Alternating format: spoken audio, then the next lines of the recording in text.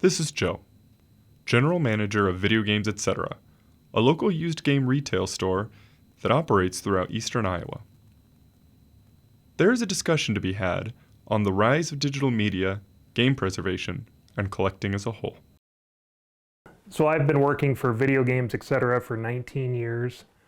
Been the general manager there for probably about 12 years now. So one of the roles of the general manager is to oversee the business and make sure operations are running smoothly. So I got my first video game console back in 1987 as a Christmas present from my grandfather. I got the Nintendo Entertainment System with Mario Duck Hunt for the family. So, and our first game beyond that was a choice between The Legend of Zelda or Mega Man. And I had to choose Zelda because I had the gold cartridge. Myself personally, I am a big collector of video games. I also collect, movies, music, pretty much anything physical I'll buy. Currently, the games I've been playing has been Alan Wake 2, which is fantastic. And then a lot of retro stuff like Super Double Dragon Advance, and some other kind of indie games. Is the digital trend something that should be entirely denigrated? Or are there positive aspects that should be considered in this discussion? So the rise of digital systems, I feel is great. This is a way for those people that want to just buy the digital. They can just download it, play it, have immediate gratification in it, and still get the games that way. People are still playing games. Just because they don't want to have the physical version doesn't mean they're any lesser. It's just a different format to play. Companies are following the digital trend because it's cheaper for them.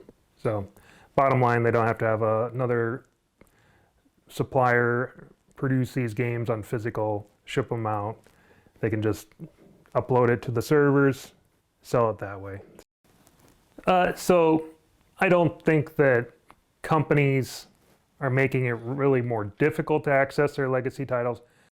And sometimes they kind of fumble and it becomes fair game for ROMs and things like that. But finally, Joe provided his thoughts on the current landscape of collecting, some of the barriers to entry, and the responsibility of those who want to keep physical video game media alive. So there'll always be physical games. It'll reach a plateau. Maybe it won't be as huge as it is, back 5 years ago, but there'll always be a demand for it in some form.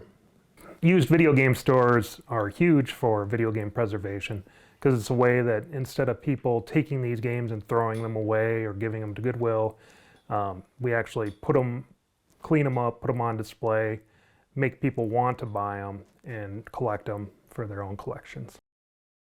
I think companies like Limited Run Games and a lot of other distributors are making a big impact in making physical media viable.